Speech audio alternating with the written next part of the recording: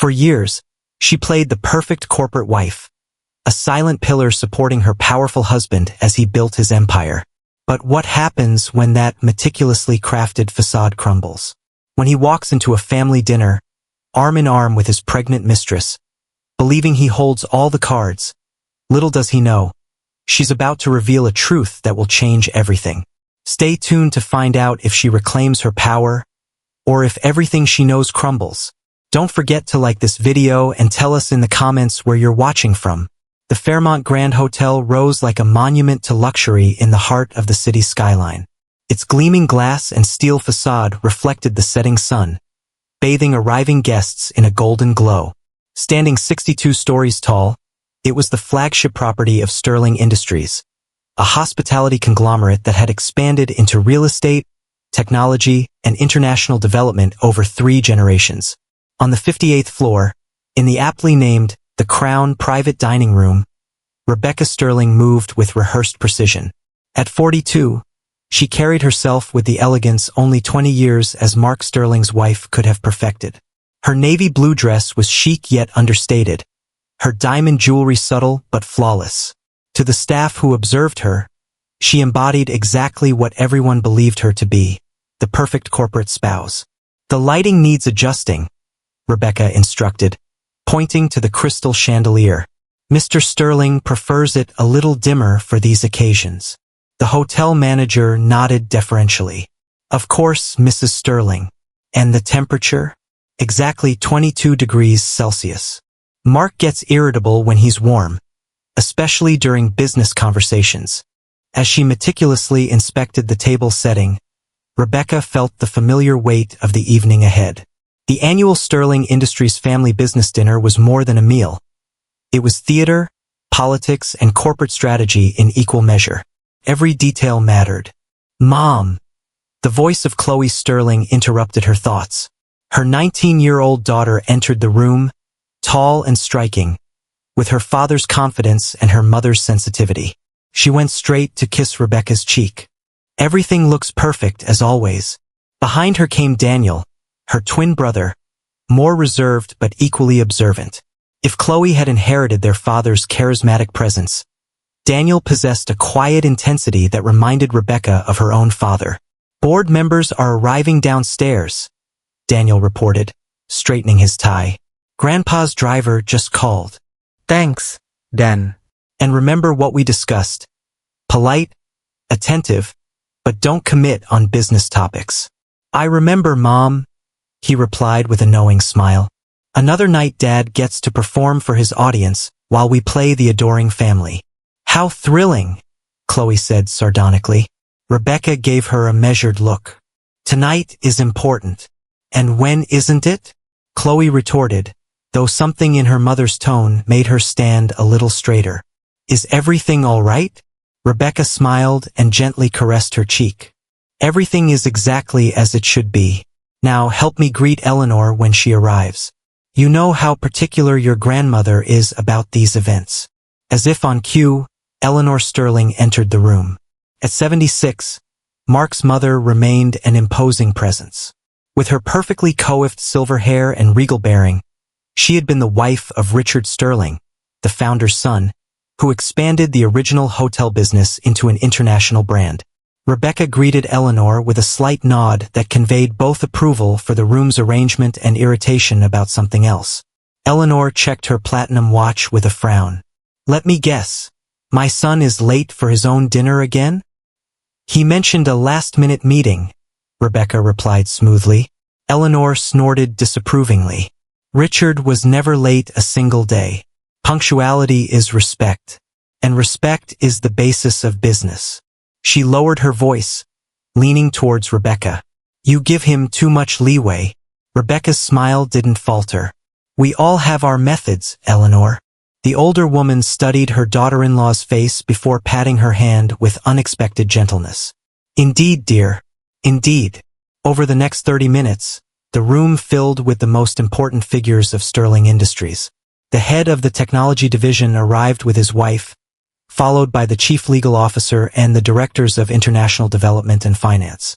The chairman of the board, Harold Evans, a contemporary of Richard's, made his entrance with his classic red pocket square and booming laugh. Each was personally greeted by Rebecca, who remembered the names of their children, their culinary preferences, and exactly what topics kept them interested. By 7:15, 14 people were seated around the table, with 2 chairs visibly empty, one at the head traditionally occupied by Mark, and another that remained unassigned. At 7:20, Rebecca nodded to the staff. "We can begin with cocktails. Mark would want us to start without him," Eleanor commented from her seat near the head of the table. "He's always been theatrical. Even as a child, he couldn't just enter a room. He had to make an entrance." Rebecca took a slow sip of her sparkling water, smiling serenely. "And tonight will be no exception." At that precise moment, the double doors of the private dining room swung open, and Mark Sterling finally made his entrance, 40 minutes late. At 45, he was still an imposing man, with the self-assurance of someone accustomed to commanding attention. His tailored suit and perfectly knotted tie spoke of wealth that needed no ostentation. But it wasn't his appearance that silenced the room. It was the woman on his arm. She was beautiful, perhaps 28 or 29, with lustrous dark hair and delicate features. Her red dress, both elegant and revealing, highlighted her figure and made something impossible to ignore: a roughly 5-month pregnancy. "Good evening, everyone," Mark announced, his voice filling the room with rehearsed naturalness. "Forgive our delay. I'd like to introduce you to Sophia Chun, our Special Projects Director for the Asian markets." Mark paused, his eyes finally landing on Rebecca, who remained completely still at the far end of the table. A slight smile touched the corner of his lips as he delivered the line he had clearly rehearsed. "And the mother of my son, the next heir to Sterling Industries." The silence that followed was absolute. Every gaze in the room shifted from Mark to Rebecca, awaiting her reaction. Eleanor's hand clenched tightly around her water glass, and the twins exchanged a meaningful look that no one else caught. Mark continued, filling the void. "I know this is unexpected, but business is about adapting to change, and Sterling Industries is preparing for its future." Beside him, Sophia Chen's smile wavered slightly. She was clearly uncomfortable with the tension in the room, but the protective way Mark held her arm suggested she fully trusted him. Her free hand rested unconsciously on her rounded belly in a protective gesture. The entire room held its collective breath, awaiting Rebecca's reaction. Instead of tears or rage, Rebecca rose from her chair with grace and approached the couple. Her face showed no more emotion than polite interest as she extended her hand towards Sophia. "Welcome to our family dinner, Miss Chen," she said, her voice warm and steady. "Please sit here, beside me, the seat of honor for our special guest." Sophia's eyes widened in surprise as she took the hand Rebecca offered. "Thank you, Mrs. St." She hesitated. "You're very kind." Rebecca turned to the waiters, who were still frozen by the wall. "We can begin now, and bring Mr. Sterling's preferred Bordeaux." As Rebecca guided Sophia to the seat beside her, Mark remained standing, visibly confused by her reaction. This wasn't the script he had planned. His eyes narrowed slightly as he watched his wife settle his mistress with the composure of a seasoned hostess. "You said she'd be furious," Sophia whispered to Mark as he finally took his seat at the head of the table. "But she seems fine." Mark gave her a forced smile, though the tension in his jaw was evident. "She's in shock," he murmured. "It'll hit her later." On the other side of the table, Eleanor exchanged a meaningful glance with Rebecca, while the twins maintained carefully neutral expressions. But those who knew them well would have noticed the glint of anticipation in their eyes. When the first course was served, Rebecca took control of the conversation with her usual ease, asking Sophia about her background and work experience. To many surprise, Sophia proved to be clearly intelligent and knowledgeable about the world of international business, especially the growing luxury market in China. "I was impressed by Sterling's potential in Shanghai," Sophia explained, gradually relaxing under Rebecca's genuine interest. "The luxury hotel market there is saturated, but no one has successfully merged Western standards with authentic Chinese cultural elements." Rebecca nodded, thoughtful.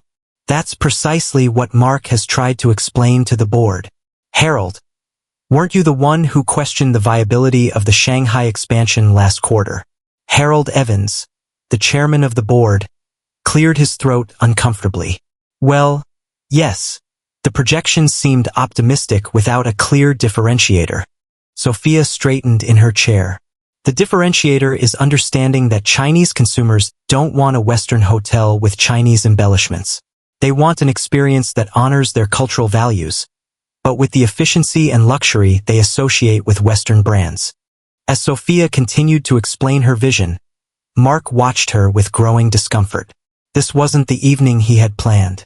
Rebecca wasn't humiliated. She was directing a business conversation with his mistress as if they were colleagues. By the time the main course arrived, Sophia had already impressed much of the table with her market knowledge.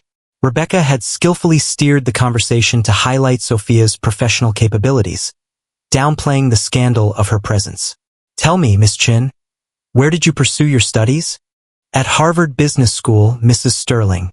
I was fortunate to receive the Hamilton International Scholarship.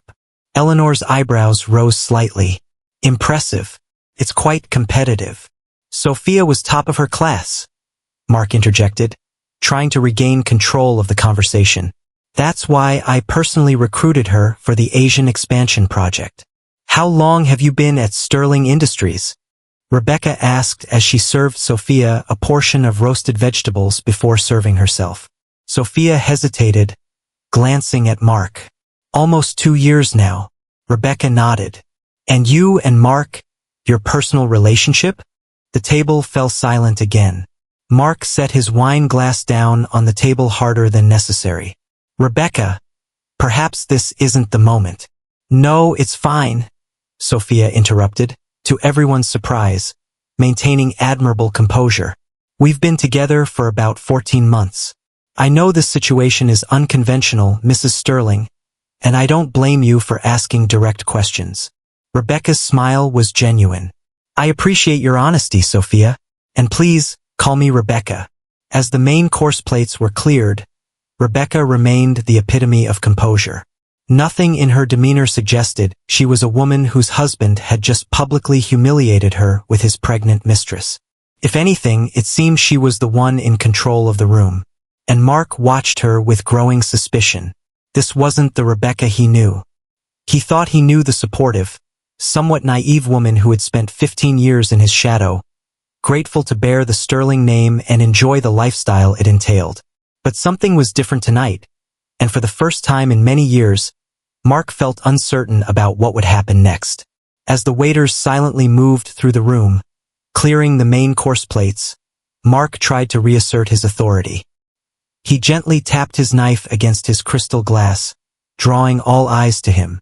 Since we're discussing the future of Sterling Industries, he began, regaining his confident smile, I think it's a good time to outline some of the changes I've been planning. Rebecca took a slow sip of her water, not taking her eyes off her husband's face. The board has expressed concern about our growth projections for the next fiscal year. Mark continued, addressing his words primarily to Harold Evans and the other board members. But with our new projects in Singapore and the special alliance Sophia has been developing in Shanghai, we are positioned for the most ambitious expansion in the company's history. He gestured casually towards Sophia. Beyond our personal relationship, Sophia's connections with the Geo Group will open doors that have been closed to Western companies for decades. Sophia shifted uncomfortably in her chair, and a flicker of something, perhaps doubt, crossed her face before she composed herself. I've been reviewing the preliminary documentation for the creation of Sterling Asia, a new subsidiary that will handle all our Pacific operations, Mark continued.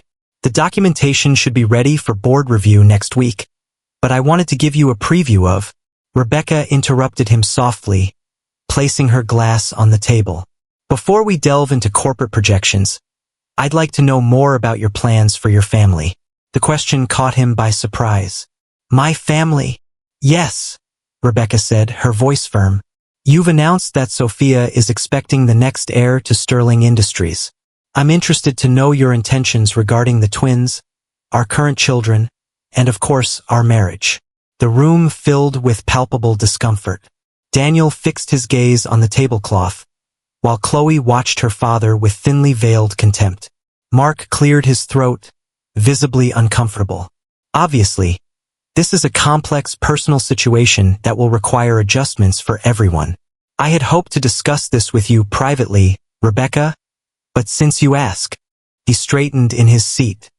I have instructed our lawyers to prepare the divorce papers. You'll find the settlement more than generous. Some board members exchanged awkward glances. And the twins, Rebecca pressed. You mentioned a next heir. What does that mean for Chloe and Daniel's position in the company? Mark waved a dismissive hand. They're 19, Rebecca. It will be many years before they need to worry about corporate roles. Daniel has always been more interested in his environmental causes, and Chloe. He glanced at his daughter, whose face had hardened. Well, Chloe hasn't shown serious interest in the business beyond spending her benefits. Chloe's knuckles whitened around her glass, but she said nothing.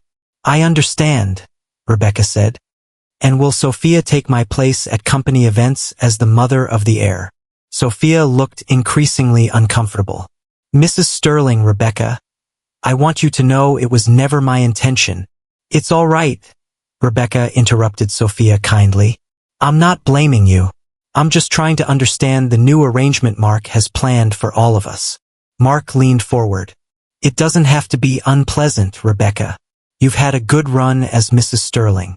The settlement will allow you to live in great comfort. Perhaps that villa in Tuscany you always liked. Rebecca studied him in silence for a long moment, her expression unreadable. Then she smiled. It wasn't the polite smile of a hostess, but something else, something Mark couldn't decipher. How thoughtful of you, Mark. But before we discuss Italian real estate, does anyone want dessert? She nodded towards the service staff. I've asked Chef Pascal to prepare his famous chocolate soufflé. I believe it's your favorite, isn't it? Harold Evans, the chairman of the board, nodded, clearly relieved by the change of subject.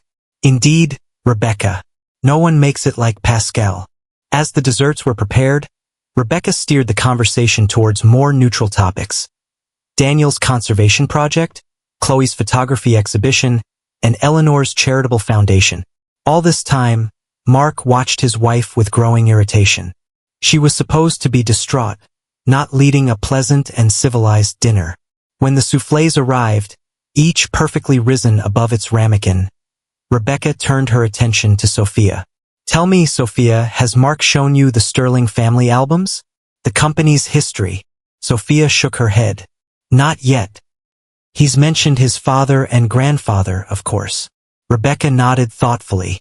Sterling men have always been very proud of their legacy. Richard, Mark's father, was especially concerned about how the company would be passed down through the generations. Mark put his spoon down on the table with a sharp clink. Rebecca, I don't think anyone needs a family history lesson during dessert. On the contrary, Eleanor interjected, speaking for the first time in a while. I think it's important that Sophia fully understands the family she's entering, especially as the mother of a potential heir. The emphasis was unmistakable. Thank you for listening to this story and staying with us. We'd love to hear your thoughts. Leave a comment below and tell us what you would do if you were in a situation like this. The importance Rebecca placed on potential did not go unnoticed by anyone at the table. Richard was an interesting man, she continued, completely ignoring Mark's obvious annoyance. Very traditional in some respects, but surprisingly progressive in others. He firmly believed in meritocracy within the family structure. Harold Evans nodded. That's true. Richard used to say that blood wasn't enough to earn a leadership position.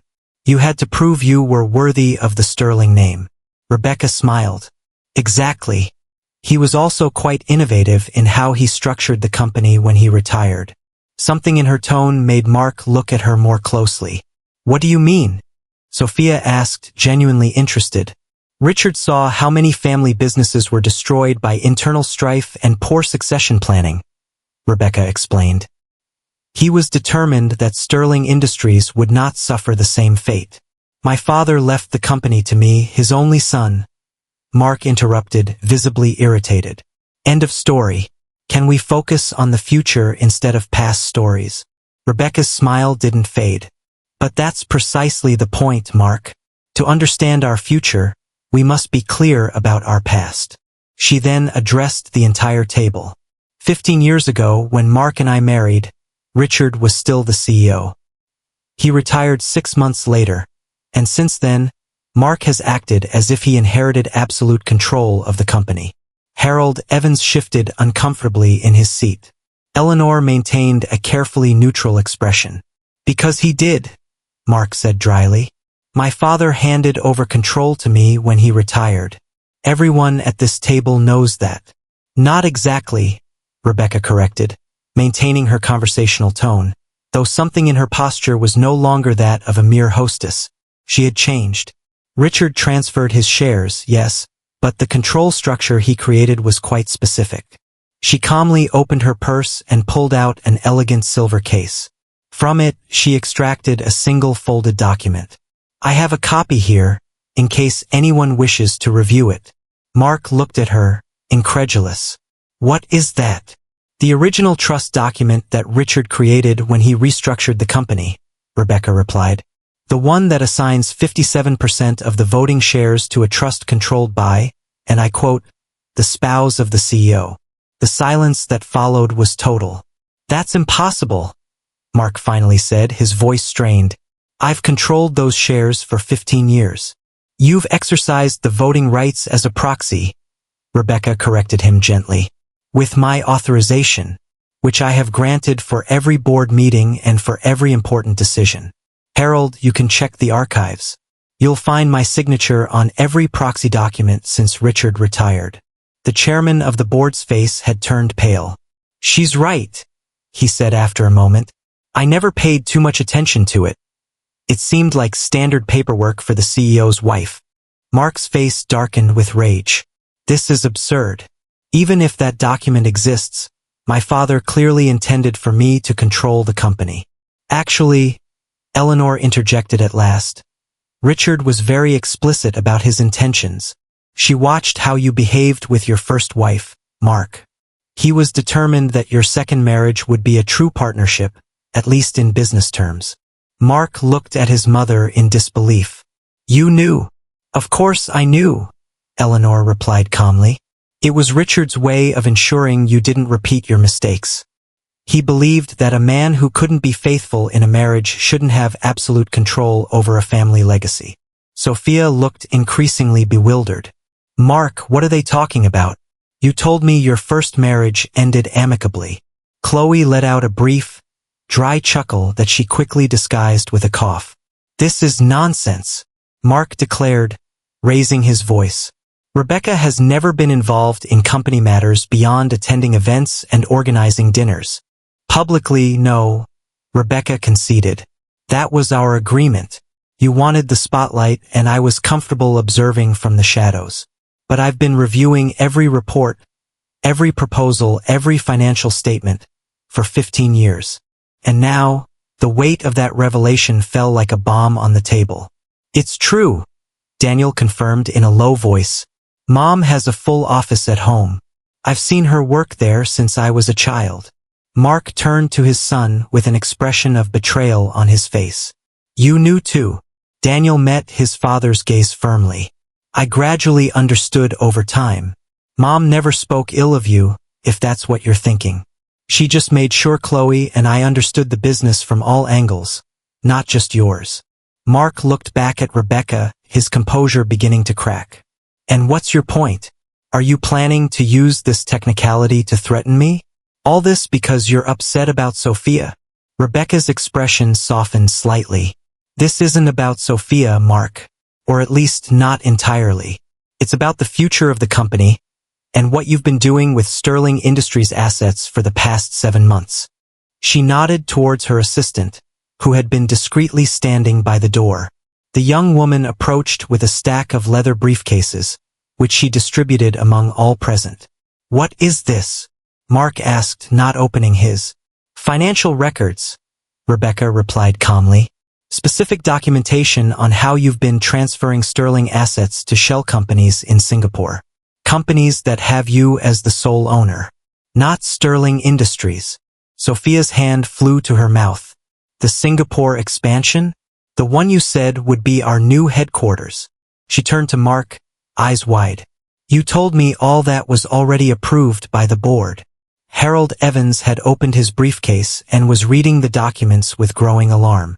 These transactions were never presented to the board. This is... He looked up at Mark. This is embezzlement. Clearly. It's a restructuring. Mark snapped. To optimize our fiscal position and streamline international operations. Streamline by withdrawing assets from the company? Rebecca asked. Interesting definition of restructuring. Sophia now looked at him in horror. You said we were building something legitimate. Something for our son's future. We are, Mark insisted, trying to take her hand. Sophia pulled away. Then why does this document show that the company in Singapore is solely in your name? Mine isn't even listed, let alone Sterling Industries. The room had become a hive of murmurs as board members reviewed the documents. Mark stood up abruptly, his chair scraping against the floor. This is a trap, he declared, looking around the table. Rebecca has manipulated all this out of jealousy. The documents come directly from our banking partners in Singapore, Rebecca said, unfazed. I've already verified their authenticity with 3 independent forensic accountants. The originals are in the possession of our legal department. She turned to the board. Ladies, gentlemen, I have called an emergency board meeting for tomorrow at 9 in the morning. I suggest you review everything thoroughly before then. Mark looked at her, incredulous. Are you really going to do this? Destroy everything you built just because your pride was hurt? For the first time all night, a genuine emotion crossed Rebecca's face. It wasn't anger. It was disappointment. I'm protecting what your father and grandfather built, Mark, and what our children deserve to inherit, legitimately. She turned to Sophia, her expression gentle again. You can keep the penthouse for now, she said, addressing Mark. Sophia will need a comfortable place, given her condition. Sophia looked up, surprised to be addressed directly. I don't blame you, Rebecca continued, speaking directly to her. He's very convincing. Call me if you need anything for the baby. Mark began to retort, but Sophia interrupted him, removing her hand from his and putting distance between them. You told me your wife was just a figurehead, she said, her voice trembling, that she had no real role in the company. You told me we were building something for our son. She turned to Rebecca. I didn't know any of this about you. Rebecca responded with unexpected compassion. Few people did. That was the point. The dinner had completely fallen apart. Board members were on their phones, presumably contacting their lawyers. Eleanor leaned back in her chair, watching her son with an expression of deep disappointment. The twins remained silent, though Chloe couldn't entirely hide the satisfaction in her gaze as she watched her father's carefully constructed world crumble. In the midst of the chaos, Rebecca remained serene, as she had been from the moment Mark entered with Sophia on his arm. But now, looking closer, it was clear that her calm was not the product of shock or denial. It was the assurance of someone who had been preparing for this moment for a very long time. As the implications of Rebecca's revelation settled among those present, the elegant dining room transformed into a sort of war room. Board members huddled in small circles, whispering urgently while casting furtive glances at Mark, whose face was now a mask of contained fury. Rebecca remained seated, her posture relaxed, watching everything unravel around her. Her phone vibrated with a message. She read it briefly and nodded to herself. Everything was proceeding as planned. This is absurd, Mark finally exclaimed, loudly, silencing the room. You can't believe you can take control of Sterling Industries based on an obscure clause in an old document. Rebecca looked at him with serenity. It's not an obscure clause, Mark. It's quite explicit. And I'm not going to take control. I've always had it. Dear listeners, help us grow the channel. Share, subscribe, and And don't forget to share your opinions on the story in the comments. We love reading your thoughts. I'm simply choosing to exercise that control directly now, Rebecca said calmly, instead of continuing to do so through you. And why now? Mark demanded. After 15 years of playing the obedient wife, why this sudden power grab? Rebecca's expression hardened slightly. Because for 15 years you acted within certain limits. You made questionable decisions, yes, but nothing that threatened the fundamental integrity or the future of the company. That changed 7 months ago. She turned to Harold Evans. Harold, when did Mark first mention the Singapore expansion to the board? The chairman of the board frowned in concentration. In February, I believe. He presented it as a strategic reorientation of our Asian operations. February 12th, to be exact, Rebecca confirmed. 3 days after you opened the first shell company in Singapore. She looked back at Mark. That was your mistake. If you had created legitimate subsidiaries with board approval, perhaps I would have continued with our arrangement indefinitely. Sophia, who had been listening intently, straightened abruptly. February? She asked, her voice small but firm. You started this in February? Mark waved a dismissive hand. The date isn't relevant. It is to me, Sophia insisted. Because February was when I told you I was pregnant. A new silence fell over the room as the implication sank in. You started moving money as soon as you knew about the baby? Sophia continued, understanding dawning on her face. That's why you suddenly proposed the Singapore office. It wasn't about expanding Sterling Industries.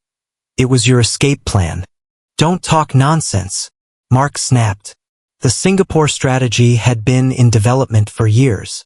No, it's not true, Chloe interjected, speaking for the first time since her father's arrival. Dad, I myself heard you tell Mom 3 years ago that Singapore was saturated and not worth investing in. I remember it because it was during that dinner with the Malaysian ambassador. Mark glared at her. Don't get involved in this, Chloe. And why not? Daniel interjected, his voice quiet but surprisingly firm. This affects her future too. And mine. Rebecca looked at her children with evident pride before turning back to the board members. As you can see from the documentation, Mark has already transferred approximately $43 million in company assets to his personal control. I have frozen those accounts this afternoon. Mark slammed his hand on the table. You had no right. Actually, a new voice said from the doorway. She had both the right and the legal obligation. All eyes turned to David Chun, General Counsel for Sterling Industries, who entered with a leather briefcase. He gave a slight bow to Rebecca before addressing the table collectively. As legal counsel for the company, I have spent the last 3 weeks reviewing the evidence presented by Mrs. Sterling and the original corporate structure established by Richard Sterling. Her interpretation regarding share control is legally valid. Mark looked at him, incredulous. You work for me, David. I work for Sterling Industries. Chun corrected him firmly. And my fiduciary duty is to the company, not to any particular executive. He placed the briefcase on the table and extracted several documents. Mrs. Sterling contacted me 97 days ago with her initial concerns about irregularities in the Singapore transactions. Following a preliminary investigation that confirmed her suspicions, I advised her to gather complete evidence before proceeding. Rebecca gave a slight smile. 97 days, and not once, Mark. Did you suspect I knew what you were doing? For the first time all night, a glimmer of uncertainty crossed Mark's face. 97 days? You've been planning this for over 3 months. I've been observing you for 15 years, Rebecca replied simply. I only decided to act 3 months ago. She turned to Sophia. That must have been about when Mark told you he was going to leave me, wasn't it? When your pregnancy would have been confirmed by amniocentesis.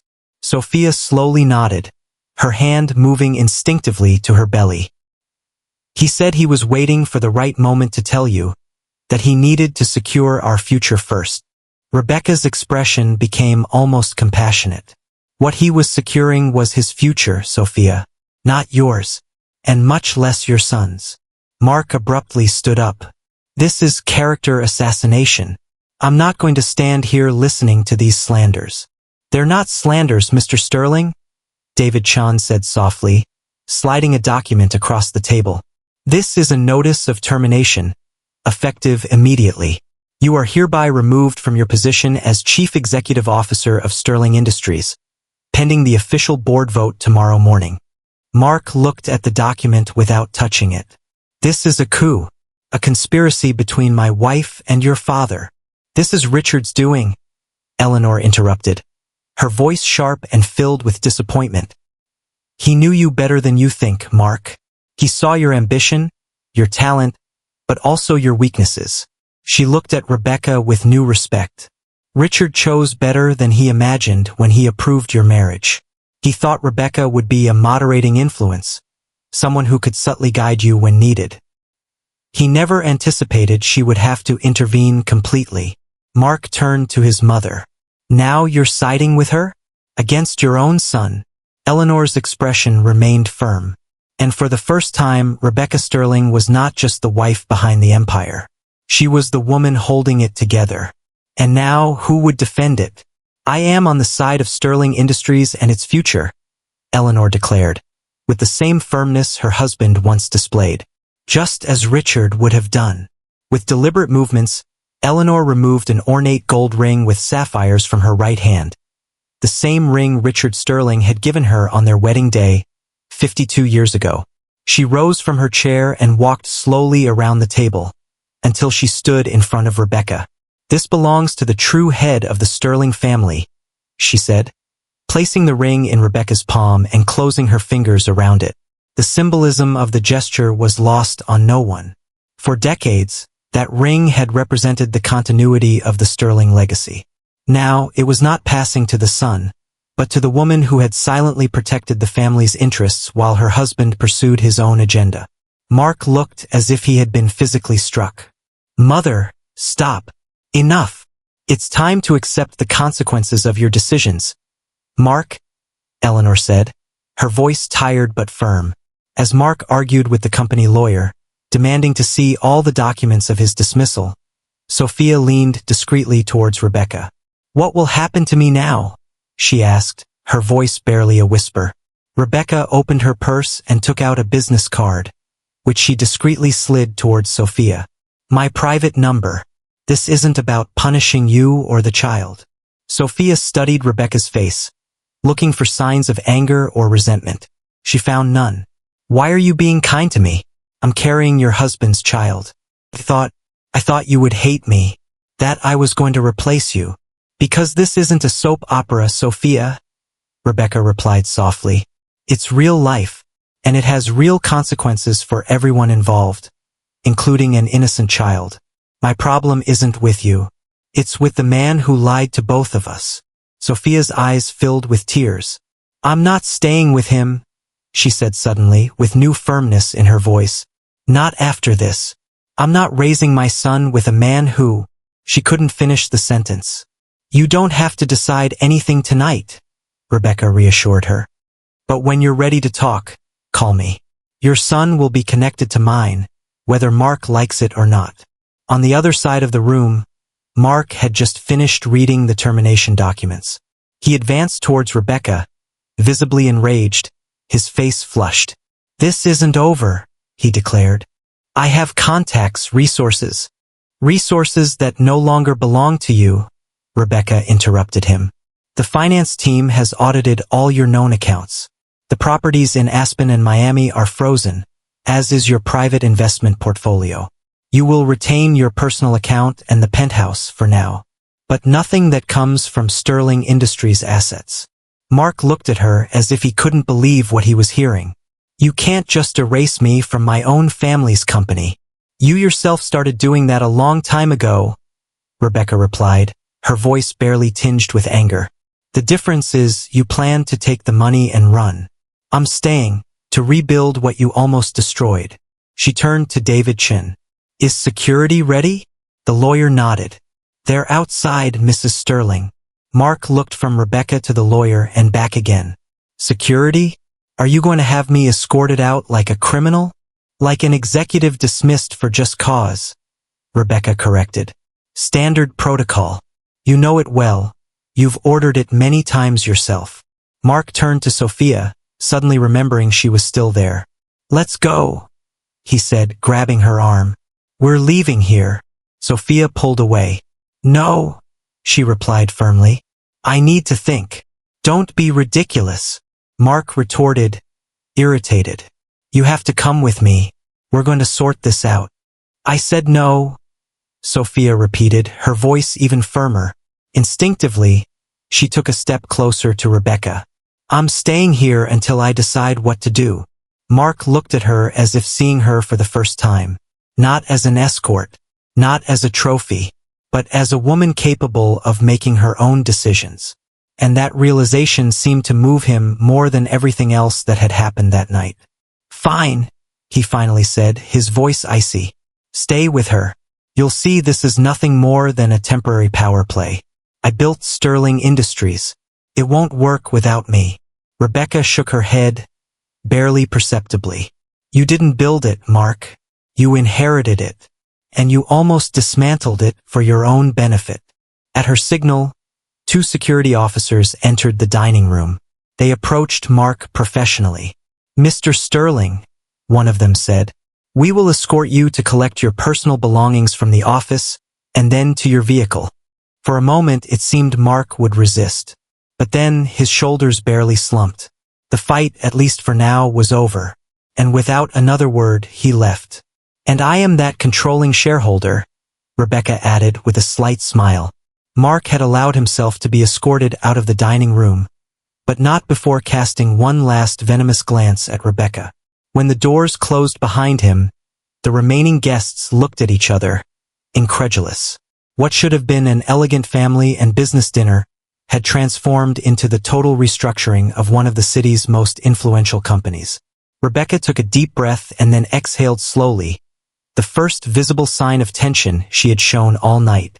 Then, with the same composure she had maintained from the beginning, she gestured to the service staff. Please, everyone, the evening isn't over yet, she said in a firm voice. Chef Pascal has prepared his famous chocolate soufflés, and it would be a shame to waste them.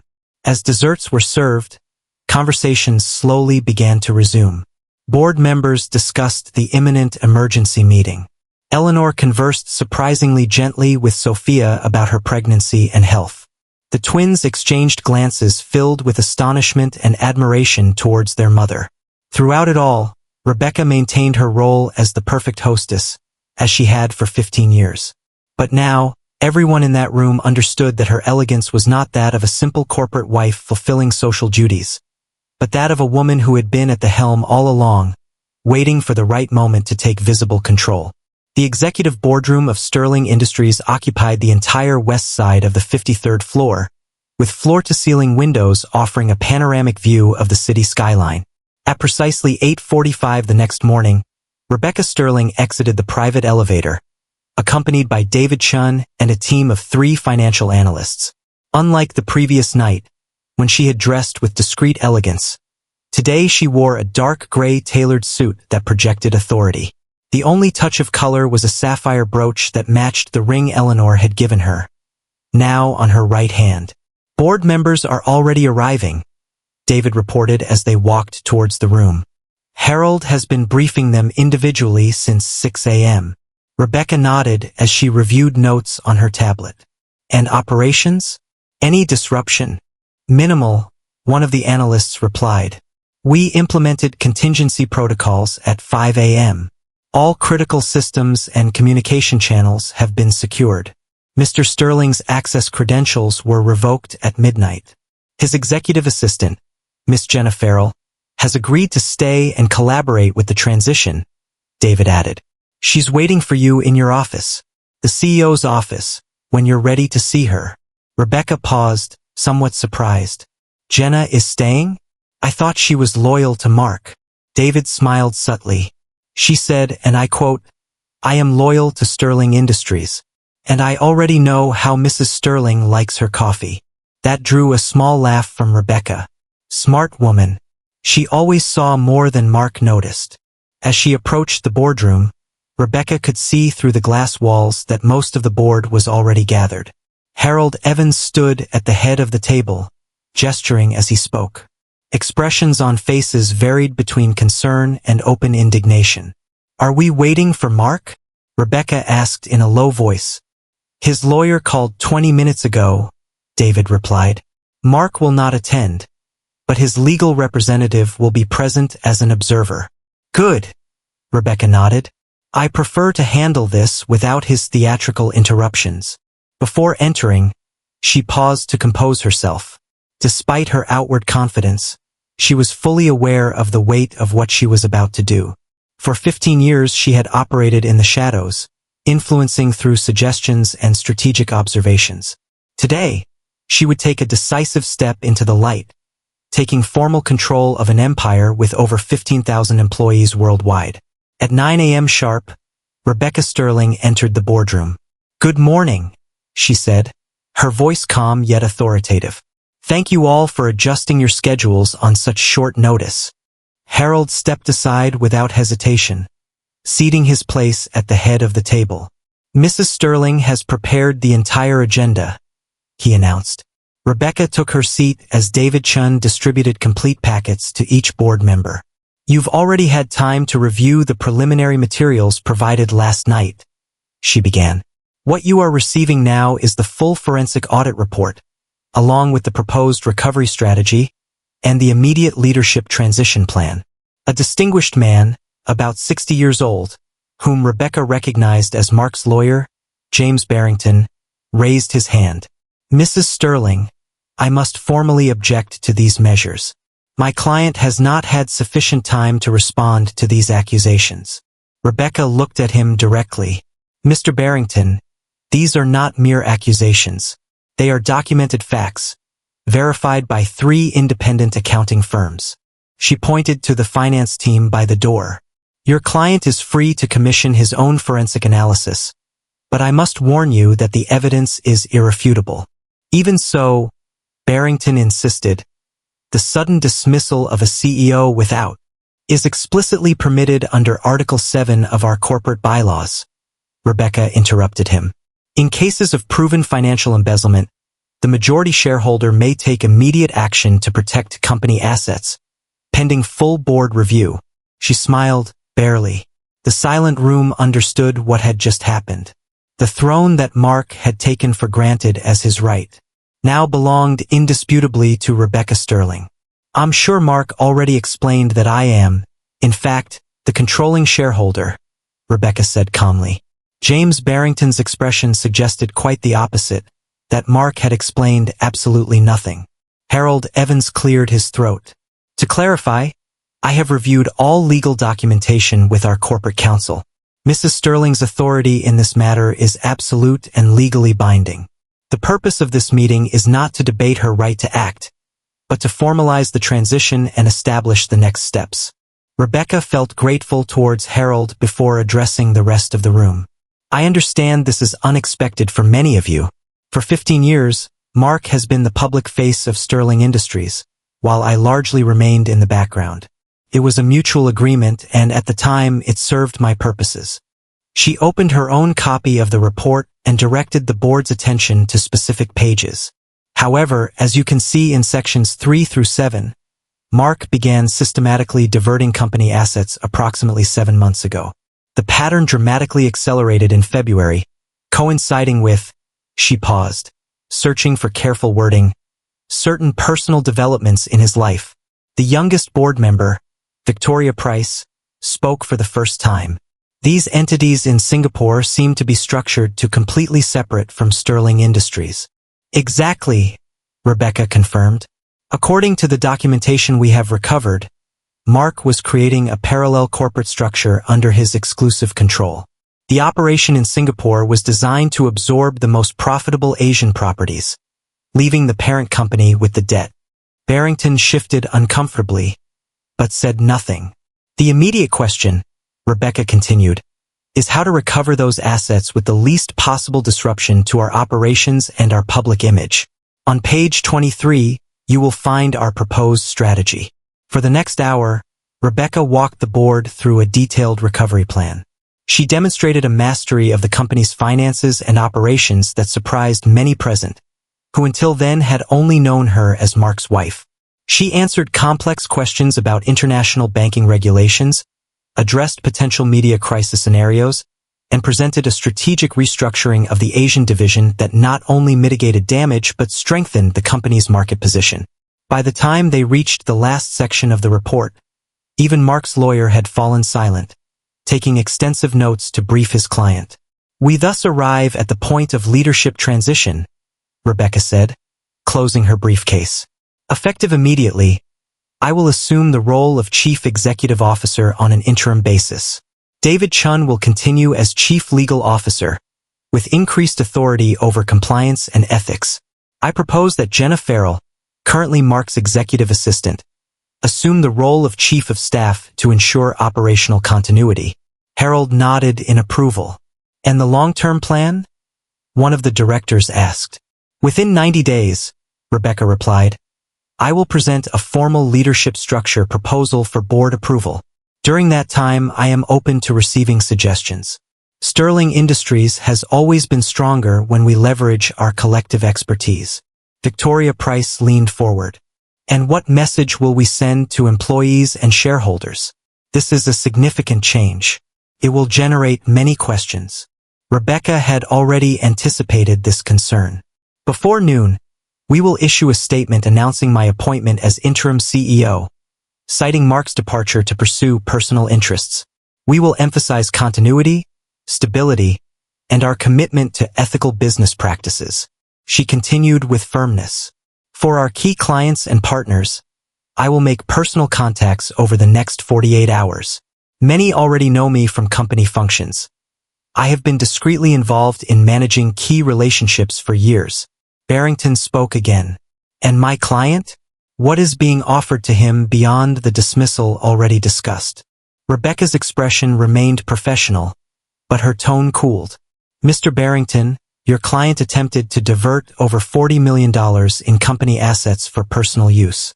Under normal circumstances, that would warrant criminal charges." The lawyer paled. "However," Rebecca continued, "for the sake of the Sterling name and the company's reputation, I am willing to treat this as an internal matter, provided Mark cooperates fully with the asset recovery and does not issue public statements that could harm Sterling Industries." She slid a document towards Barrington. "These are our conditions. Mark will retain his personal assets acquired before the malpractice. He will receive a severance package in accordance with executive policies, and he will sign a confidentiality and non-disparagement agreement. In return, Sterling Industries will not pursue legal action." The lawyer quickly reviewed the document. "I will present this to my client, but I cannot guarantee his response." "Of course," Rebecca replied softly. "Inform him that he has 24 hours to accept these terms. After that, we will reevaluate our legal options." When the meeting concluded and the board members began to leave, several stopped to speak personally with Rebecca. Victoria Price was the last to remain, along with David Chun. "I'm impressed," she said frankly.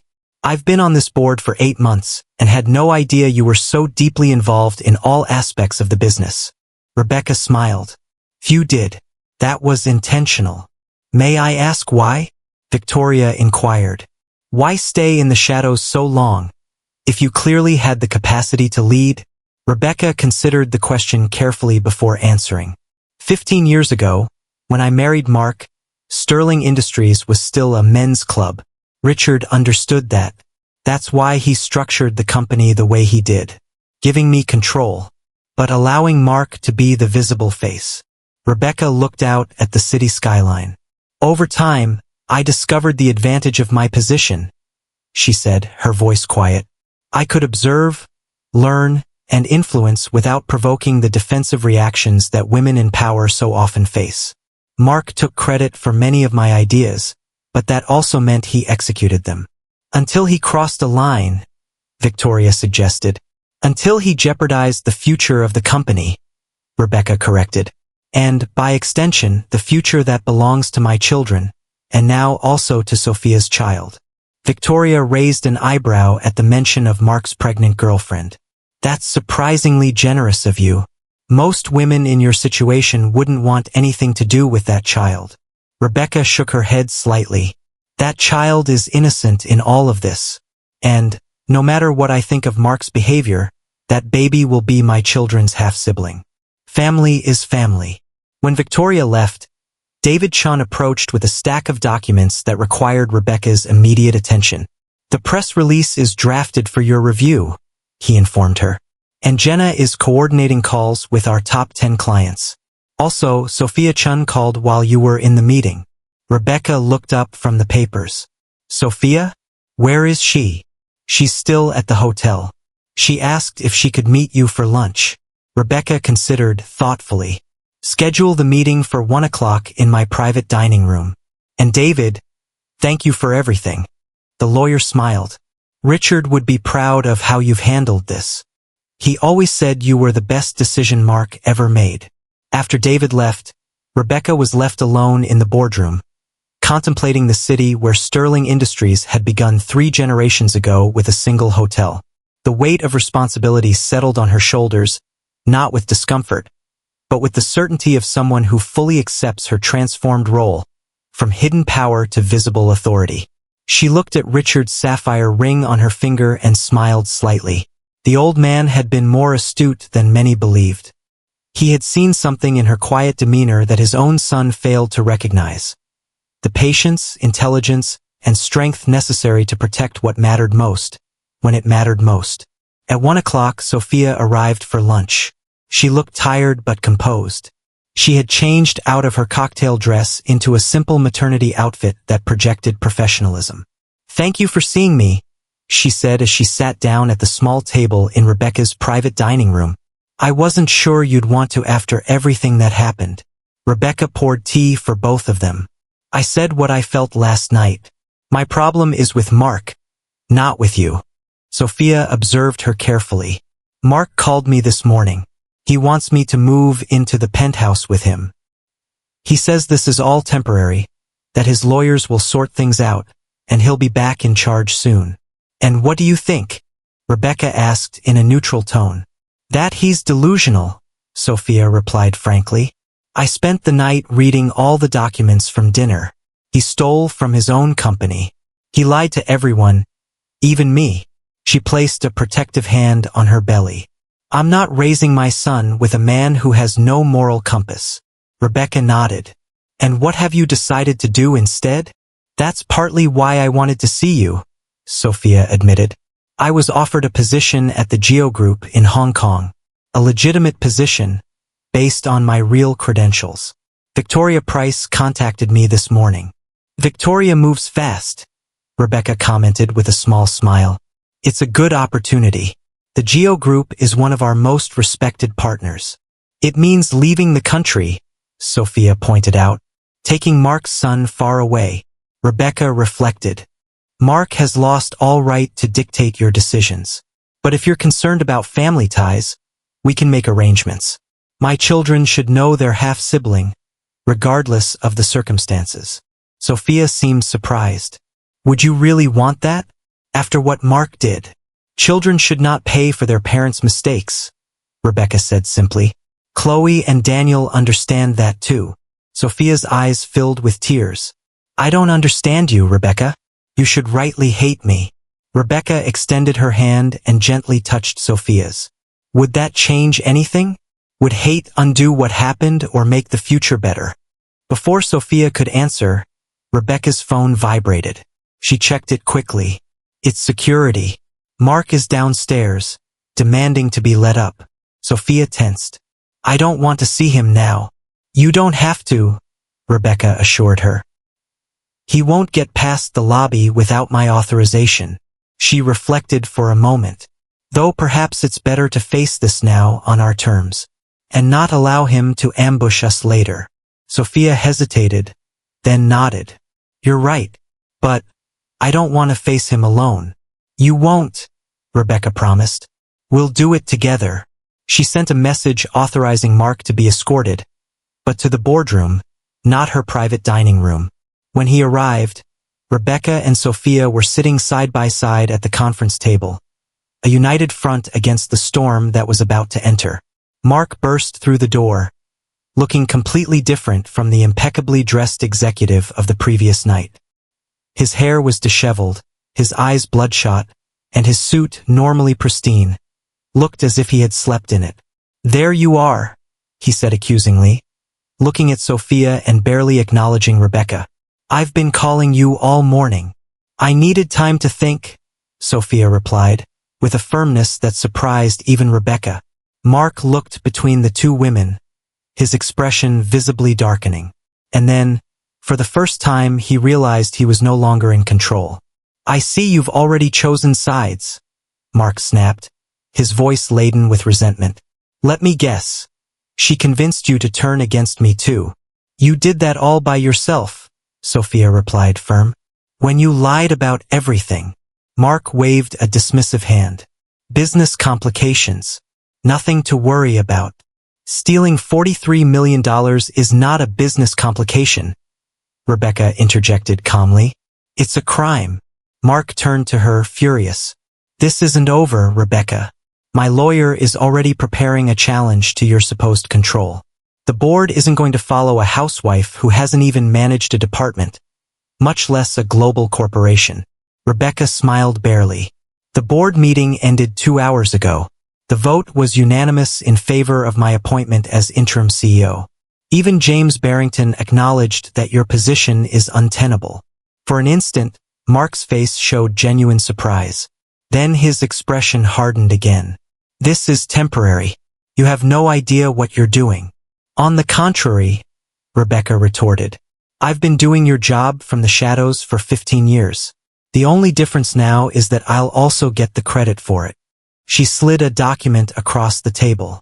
"These are the terms of your separation from Sterling Industries. I suggest you review them carefully with your lawyer. You have 24 hours to accept." Mark didn't even look at the paper. "And if I refuse? Then David Chun will deliver our evidence to the prosecutor's office tomorrow morning," Rebecca said, serene. "Embezzlement on this scale usually carries a 15 to 20-year sentence." Color drained from Mark's face. For the first time, the reality of his situation seemed to weigh heavily on him. "You wouldn't dare," he whispered. "That would destroy the Sterling name. Your name. The twins' names. That's why I'm offering you this alternative," Rebecca replied. "But make no mistake, Mark. If protecting the company requires legal action against you, I will not hesitate to do so."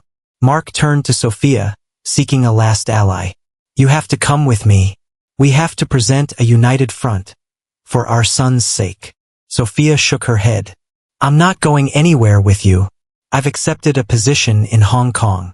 "Hong Kong," Mark repeated, incredulous.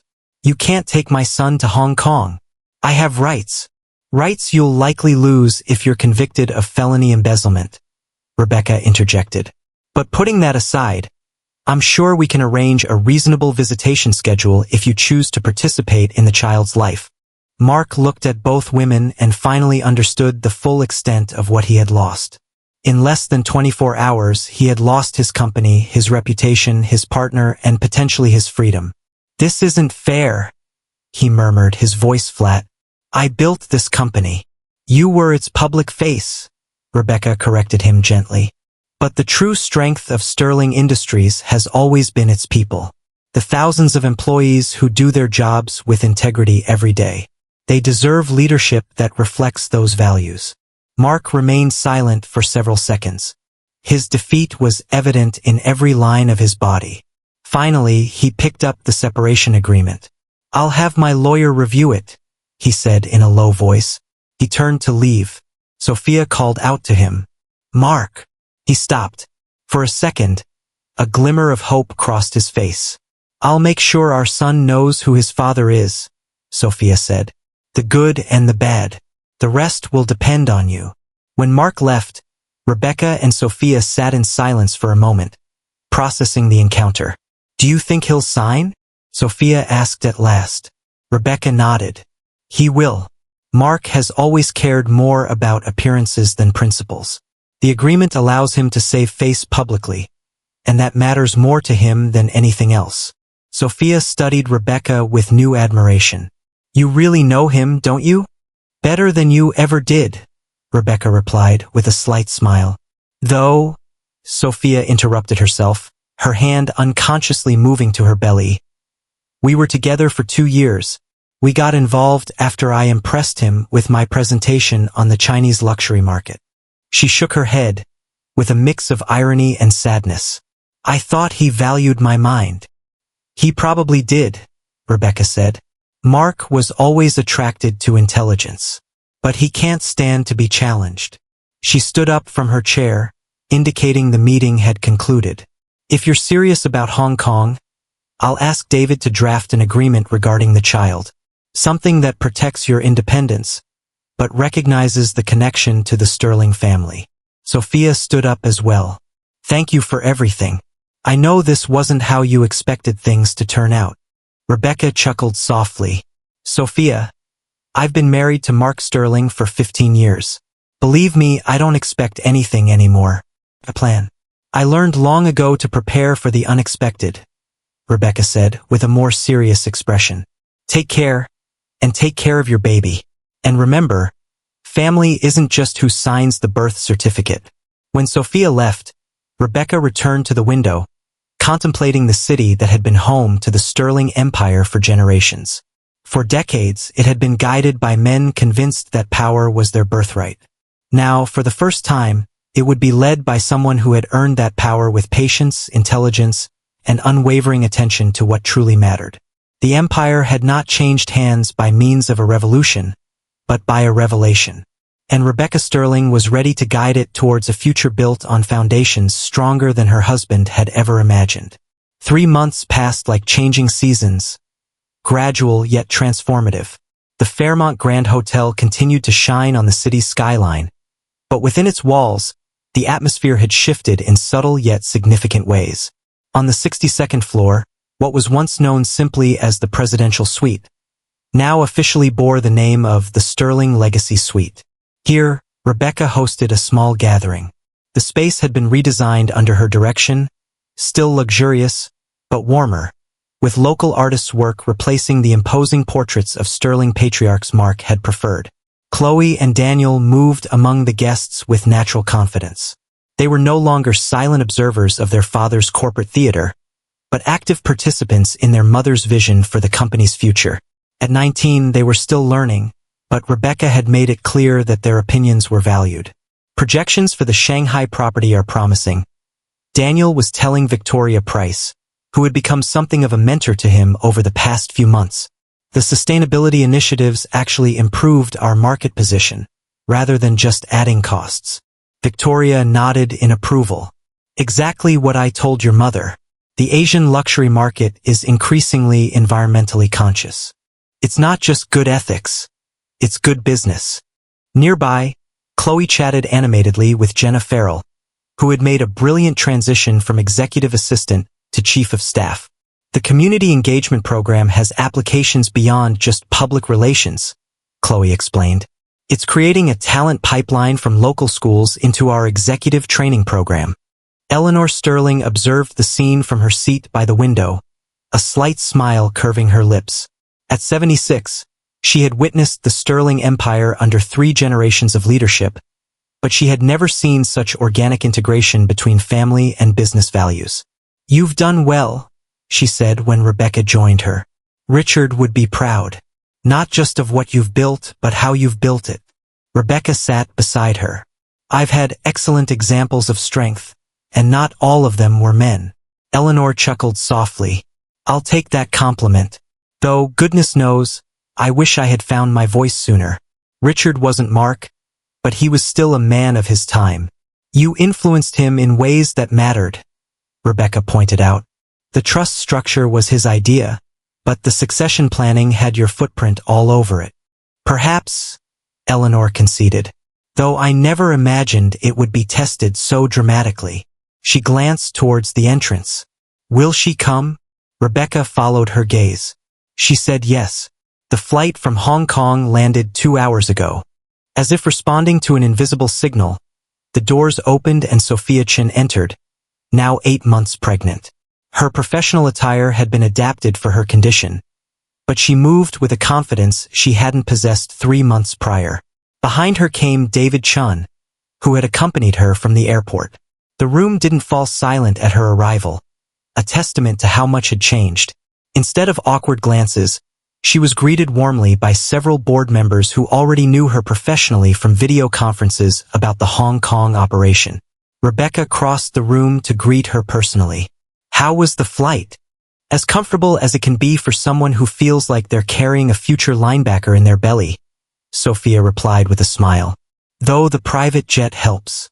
One of the benefits of a good alliance. The Sterling collaboration is well worth certain transatlantic comforts. In the months since the dramatic boardroom confrontation, Sophia had accepted the position in Hong Kong, but instead of cutting ties with Sterling Industries, she had become a key player in the development of a joint venture between the group and Sterling's Asian division. A legitimate version of the expansion Mark had used as a facade for his fraud. Victoria says the third quarter projections are exceeding expectations, Sophia reported. The cultural alignment approach is working much better than traditional Western luxury models. Rebecca nodded.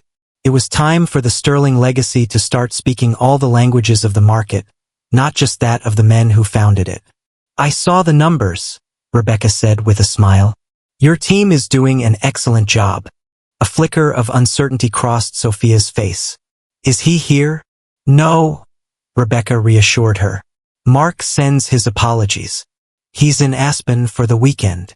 The separation agreement had been signed without further drama. Mark had retreated to a life of carefully maintained appearances, attending charity events, dating celebrities, and giving interviews that never mentioned the mutual decision that had led to his departure from Sterling Industries. He had visitation rights with his unborn son, but so far had shown little interest in exercising them. Chloe and Daniel are eager to see you, Rebecca continued, guiding Sophia towards where the twins were conversing with board members. Daniel has questions about the education system in Hong Kong. I think he's considering a semester abroad. As they approached, Chloe immediately embraced Sophia, a gesture that 3 months ago would have been unimaginable. You look incredible. How much longer? For weeks officially, Sophia replied, a hand resting on her bulging belly. But my doctor thinks it might be sooner. Daniel, more reserved but equally welcoming, offered her a chair. We've been following the Hong Kong project. Your cultural integration model is fascinating. The conversation flowed naturally between business topics and personal matters. Rebecca took a small step back, observing the interaction with quiet satisfaction. There was no tension, no discomfort, only the relaxed exchange of people united by professional respect and an unusual family bond. Eleanor approached, also watching. It's not exactly the family dynamic I expected for my golden years, she commented dryly. Rebecca smiled. Family evolves. The Sterlings more than most, it seems. No doubt. Eleanor nodded, her expression turning more serious. Have you told them about the board? Not yet. I wanted everyone to be here first. Eleanor nodded with understanding. It's time, I think. Rebecca took a deep breath and walked to the center of the room, gently tapping her glass with a spoon. Conversations gradually faded, and all eyes turned to her. Thank you all for coming tonight, she began. 3 months ago, Sterling Industries faced a critical moment in its history. The path forward was unclear, and the challenges were overwhelming. She looked around at the assembled faces, board members, executives, family, all watching her with the respect she had earned, not inherited. I agreed to serve as interim CEO during that turbulent transition. Today, I am pleased to announce that the board has reached a unanimous decision regarding the company's permanent leadership structure. Harold Evans, who had been conversing quietly with David Chun, stepped forward with an official folder in his hands. As chairman of the board, I have the honor of formalizing this appointment, he said, opening the document. Effective immediately, Rebecca Sterling will continue, not as interim, but as the permanent chief executive officer of Sterling Industries. A round of applause filled the room. Chloe and Daniel exchanged proud glances. Even Sophia joined in enthusiastically. When the ovation ceased, Rebecca resumed speaking. I accept this responsibility with humility and determination. But leadership is not about one person. It is about creating a structure that reflects our values and ensures our future. She gestured to David Chun, who stepped forward with several additional folders. Today also marks the formal creation of the Sterling Legacy Trust, Rebecca announced. A new structure that will ensure the independence and ethical governance of the company for generations. David began distributing the documents as Rebecca explained. 51% of Sterling Industries will be held under the trust, guided by a foundational charter that emphasizes sustainability, corporate ethics, and community investment. The trust will be overseen by a board comprised of family members and independent advisors. The empire had changed hands. It no longer belonged to those who had founded it by right, but to those who were willing to protect it with vision, integrity, and purpose. And Rebecca Sterling, with all her past, present, and future, was ready to lead it. Rebecca turned to her children. Chloe, Daniel, as you reach adulthood, you will have the opportunity to earn leadership positions. But nothing will be handed to you just for bearing the Sterling name. The Sterling legacy must be earned with merit, integrity, and vision. The twins nodded seriously, accepting both the opportunity and the responsibility their mother was outlining for them. Then Rebecca turned to Sophia.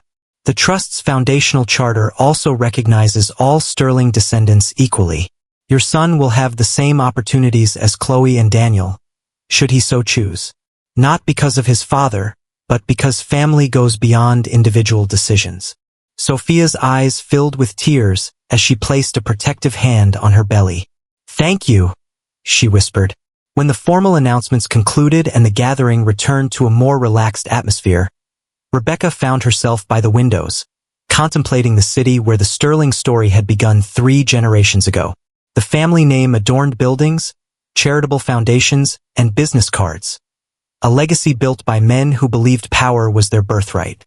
Now, that legacy would continue under different terms. Not erasing the past, but building upon it with stronger foundations and clearer values. What are you thinking about? Eleanor's voice asked, joining her side. Rebecca smiled. Richard, actually. I was wondering if he foresaw all of this when he created that trust 15 years ago. Eleanor reflected. Richard was a strategist. He recognized your strength when Mark couldn't see beyond his own reflection. But not even Richard could have predicted exactly how everything would unfold. She looked out at the city lights. He gave you the tools. You chose when and how to use them. That was your wisdom, not his. From the other side of the room, laughter could be heard. Chloe was showing something on her phone to Sophia, while Daniel explained a technical concept to Victoria and Harold. The future of Sterling Industries was taking shape right there, in those connections, in those relationships built on respect, not on obligation. And now what's next? Eleanor asked softly. Rebecca thought of the strategic plan on her desk. International expansion, sustainability initiatives, corporate governance reforms. All important, all part of her vision for Sterling. But as she watched her children, and the woman carrying their future half-sibling, she understood that the most significant part of her legacy would not be measured in profit margins or stock prices. We build something worthy of them, she replied simply. Something they can be proud to inherit. Not just the power, but the responsibility that comes with it. Eleanor nodded in approval. Richard would toast to that. Rebecca raised her glass slightly. To the true meaning of legacy. As the evening continued around them, the two women remained in silence, watching the future unfold in real time. A future shaped not by the man who had tried to claim the empire as his personal kingdom, but by those who understood that true power lies in what you build for others, not in what you keep for yourself. The Sterling Empire had found its true heir, not in a single person, but in a vision of leadership that would endure far beyond this generation. When the torch passed to the next, and in that quiet moment of reflection, Rebecca Sterling knew that the most difficult decision of her life had also been the most necessary, not just for her, but for all those who depended on her courage to do the right thing, when it mattered most. Did you enjoy the story? Like and subscribe to our channel for more captivating tales of power, betrayal, and redemption. Share your thoughts in the comments and turn on notifications so you don't miss our next episode. Until next time, how do you feel about this version? Did it capture the essence and meet all your requirements for the English adaptation? I'm ready for any feedback or further refinements.